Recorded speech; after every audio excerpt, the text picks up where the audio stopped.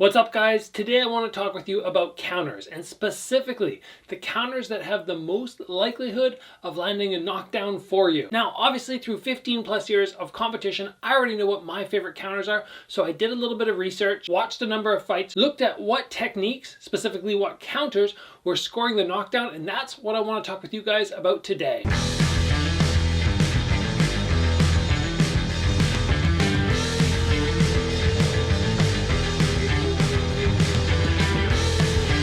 Alright guys, it's one thing to be a pressure fighter, a very dangerous, effective pressure fighter, but like I already mentioned, I started watching videos and I was going, okay, a lot of times when people score knockdowns, it's off counters. So it's that ability to go from offense to blocking to defense. And this works so well. Counters work so well because when people attack, as soon as you attack, you leave an opening. If I throw a cross, even if it's picture perfect, I have this hand protected here, I have this shoulder up, there's still the top of my head and still the jaw, which would be open for counter left hook or an uppercut. So as soon as somebody approaches you with an attack, they leave themselves open. To be effective, to be a fighter who scores a lot of knockdowns, I really believe you have to be a great counter fighter. And there's very little point in throwing counters that have a low probability of landing. So today let's talk about 3 that just look like they work so many times, just time and time again scoring knockdowns. And let's move in, guys, right away to number 1, and we are talking about the lead hook counter. Now, from watching fights, you guys probably already know that the lead arm counter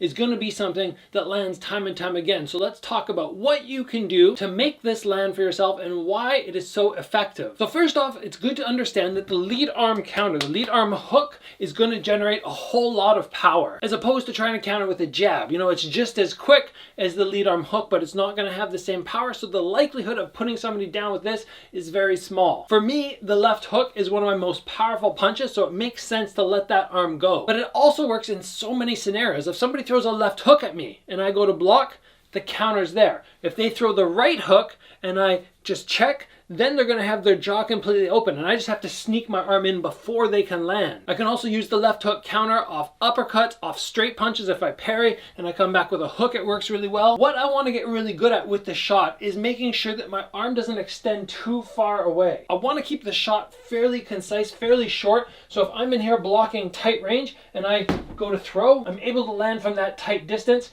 When I start throwing from back here, it's not going to have quite as much power. Now, learning to target the right part of the head is going to be very important, because if I just throw random shots and I hope I'm going to hit something that scores a knockdown, it's less likely, because up here is less likely to score a knockdown. Maybe down in this area, less likely. Right on the ear, less likely. But when we start finding the chin, you can clip somebody's chin. You know, maybe they throw a cross hook at you. You parry, you block, and then you find that jaw. That lead arm counter is so easy at sneaking in on somebody. They throw at you and it's open. They throw a couple shots and it's still open. I really don't have a preference if I block with this arm and then come to the left hook, or I come off the back arm into the left hook. The difference is if I block off my right side, somebody throws a left hook at me, I brace a little bit more and I get a lot of power into the shot. But if they throw the right hook and I just keep my hands here, I'm not getting as much power, but I'm able to snap it off really fast. And you guys can see the difference here. If I block with my right hand, I usually go 1, 2. If I block with my left, it's more like this, 1, 2. Work your lead hook counters because they are one of the highest percentage shots to score a knockdown. All right, guys, moving on, readjust Bob here, and let's talk about the overhand. The overhand is fantastic. When somebody's just getting a little too aggressive, they're moving in, you don't want to stand here anymore. You simply drop your head, get it off the center line, and you just let that big bomb of a rear arm just fire down over top to either their forehead or even better to the jaw. And I like this one so much because you don't need to really be crazy with the timing. It's just, oh, they're being overly aggressive, head down and throw the overhand. Now, there are details about this punch which I won't get into today, but fortunately I have a link up here, another video that you can check out all the specifics of the shot. What you really want to focus on when you're throwing the counter shot is letting people come to you. Don't try and move to them, because now you're on the offensive. It's them coming to you. As soon as they start moving, you drop your head, you unwind your hips,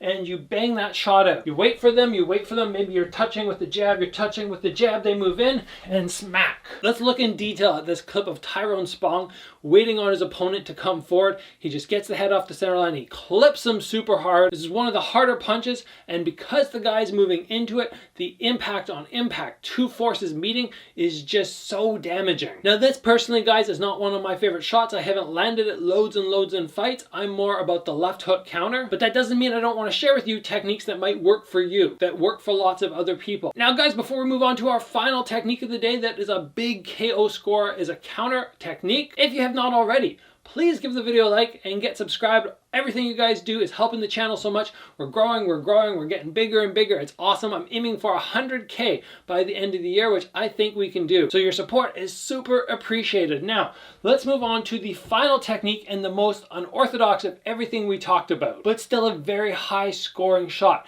And that is letting the back leg or the lead leg round kick go when you see somebody attacking you. Kind of like that idea we were just talking about when somebody comes forward, they're being too aggressive, you throw the overhand. On this one, if they start getting too aggressive, maybe you blocked a couple shots, you back up, they keep coming. Without moving your feet, without a skip, you very simply are just gonna lift your leg and fire right up and hope they walk in, not to the foot, because right now my foot would be landing, but they approach and they end up taking the shin to the face. Now I like the rear leg one, but I even more like the lead leg. And the reason I like the lead leg is as they approach, I shift my weight backwards. I have to shift my weight backwards to get my lead leg up. As I do that, I move my head to a safe zone, and then as they approach, I smack that leg out. Now, unfortunately, I have a groin injury today, so I can't show you this in full speed, but it's just a matter of you're in your stance, you're out of range, you're playing around here, you know they're aggressive, you're waiting on them, they start to come in, and you just fire up.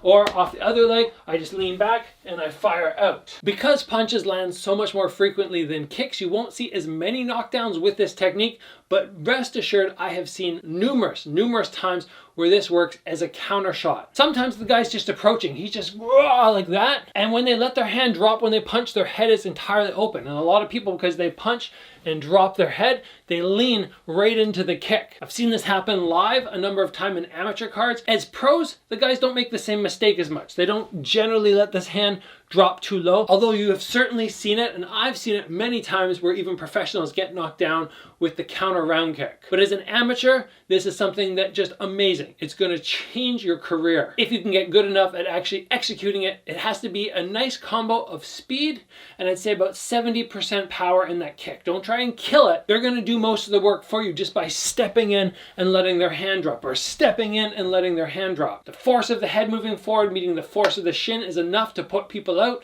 even at 70% power and full speed. So guys, there are the 3 counter shots which I believe can be most effective at scoring counter knockdowns. I hope you guys enjoyed the video, you got something out of it, you start landing these techniques in sparring or in your fights. If the video was helpful, give it a like. If you haven't already, get subscribed. As always guys, train hard, and I'll see you back here soon for another video.